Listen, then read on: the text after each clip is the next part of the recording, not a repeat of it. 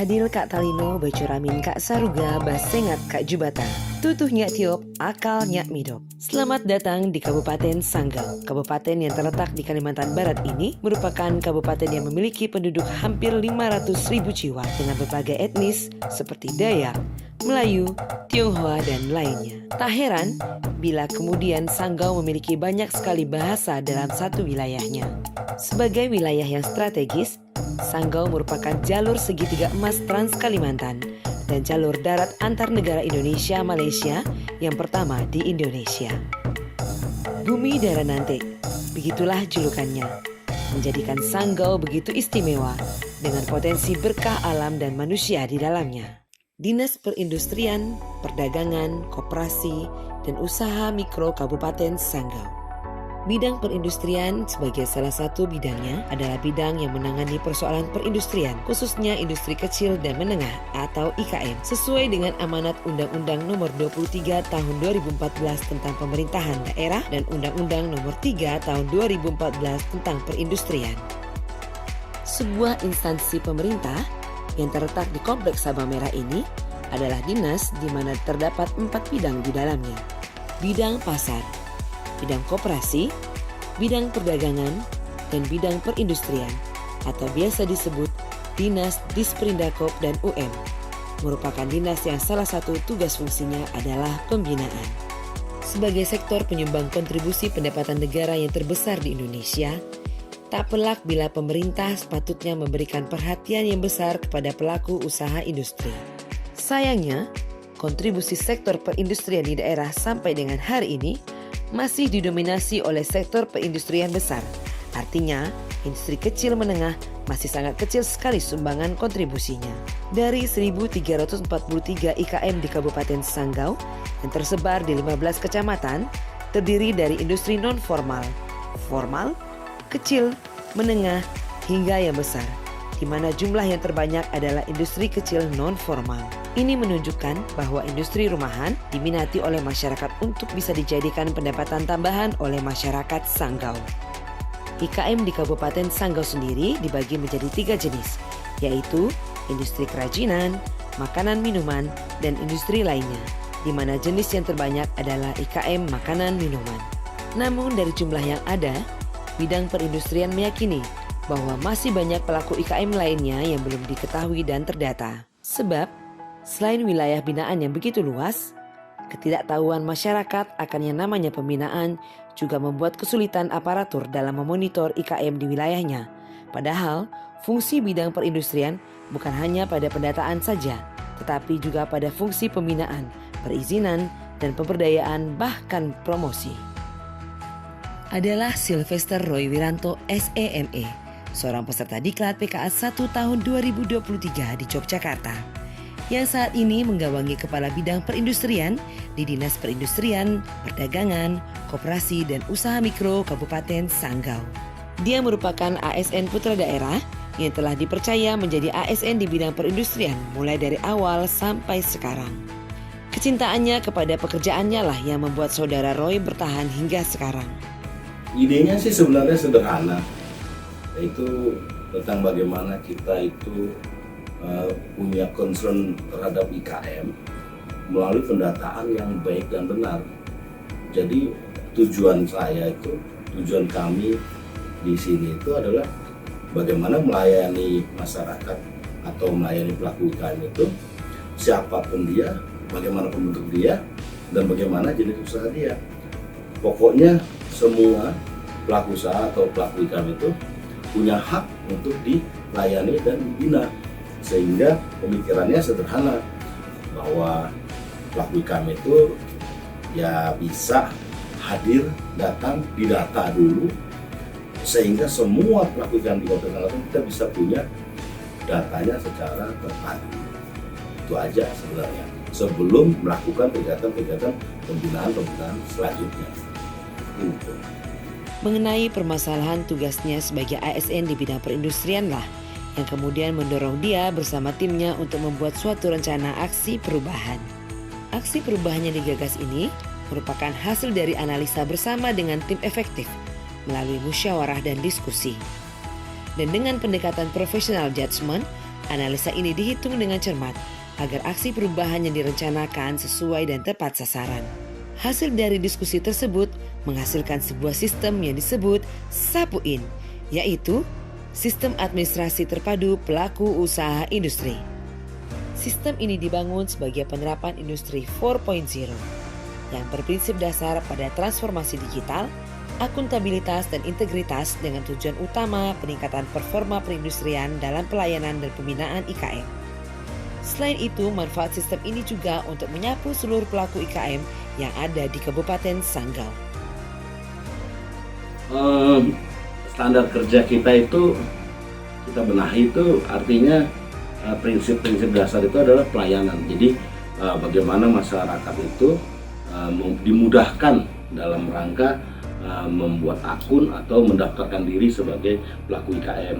Jadi kita bisa terjun ke lapangan atau misalnya IKM yang datang ke sini itu semua petugas kita menyepakati untuk melayani mereka itu mulai dari permintaan data, menginputnya, membuatkan akunnya, dan jangan lupa bahwa akunnya itu adalah hak mereka sehingga harus dikembalikan ke mereka dan mereka menyimpannya dan mereka berhak untuk merahasiakannya data tersebut.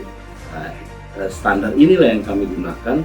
Semua ASN yang ada di bidang perindustrian itu harus mentaati bahwa prinsip utamanya adalah pelayanan, memudahkan dan mempercepat kegiatan mereka dalam pendataan dan pembinaan.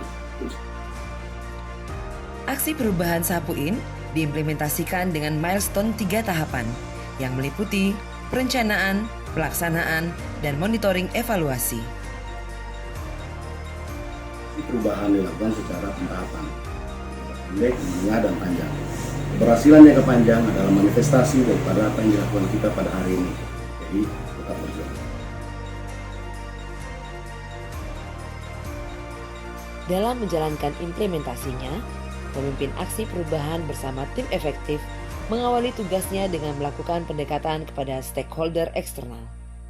Ini dilakukan sebab tantangan dalam aksi perubahan ini adalah bagaimana mendapatkan dukungan dari stakeholder luar instansi. Perubahan dalam implementasinya menuntut kita untuk banyak belajar. Ini adalah dengan mencari dukungan stakeholder, pengembangan potensi diri, dan juga belajar tentang kompetensi kita, belajar tentang integritas dan akuntabilitas.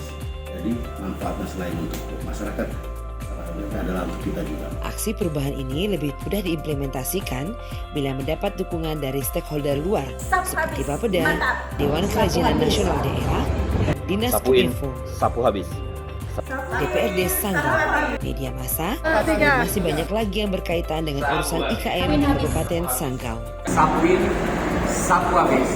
Sapuin, sapu habis. Sapuin. Sapu habis. Sapuin. Setelah mencari dan mendapatkan dukungan, pemimpin aksi perubahan bersama tim menyusun standarisasi kerja agar pelayanan yang diterapkan nantinya bisa berjalan dengan baik. Standarisasi kerja SAPU-IN dibuat secara sederhana dengan cara membahas bersama-sama dan disepakati untuk diterapkan. Standar kerja ini juga dituangkan dalam formulir dan leaflet sebagai media sarana penyampaian informasi SAPU-IN kepada masyarakat.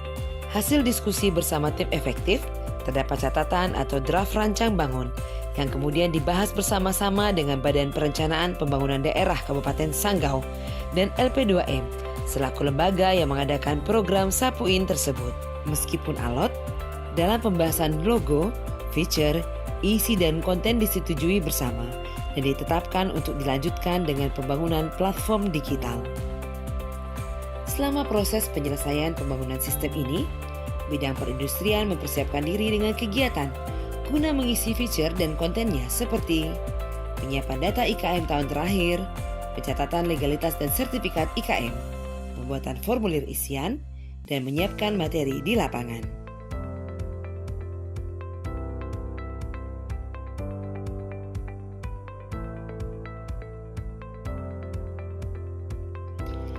Kegiatan pendataan di lapangan yang semula ditargetkan 2 kecamatan, yaitu Sekayam dan Entikong, bertambah dengan kecamatan Noyan dan Kembayan.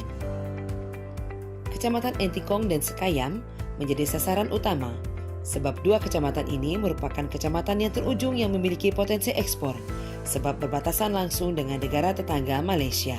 Meski dengan keterbatasan waktu, tim mendapatkan banyak informasi bahwa masih banyak pelaku IKM di daerah pedalaman yang sulit dijangkau oleh kendaraan bisa didata dan memiliki potensi untuk dikembangkan. Situasi seperti itulah, Sapuin bisa menjadi alat terdepan untuk menyapu para pelaku IKM dimanapun berada. Sapuin tidak hanya berbicara tentang perizinan IKM, tetapi lebih daripada itu. Sapuin mencatat IKM sebagai sebuah administrasi publik yang bisa digunakan untuk kepentingan yang lebih besar. Pencatatan Sapuin dengan sistem digital akan menghasilkan pengelompokan IKM secara otomatis yang bersortir jenis usaha, lokasi, kelas, bahkan level kompetensinya dengan spektrum warna yang berbeda. Hal ini sangat penting bagi pemangku kepentingan dan pemangku kebijakan, sebab penanganan tiap IKM sejatinya memang berbeda-beda. Berdasarkan pengalaman, setiap level IKM memiliki keperluan dan persoalan yang berbeda-beda, seperti legalitas, sertifikat IRTP, halal, haki, kapasitas produksi, pemasaran, hingga ekspor. Oleh karena itu, pengetahuan level sebuah IKM adalah keniscayaan bagi pemerintah. Dan untuk mentreatment sesuai persoalannya adalah cara yang paling baik untuk menyusun dan menerapkan suatu program agar lebih efektif dan efisien.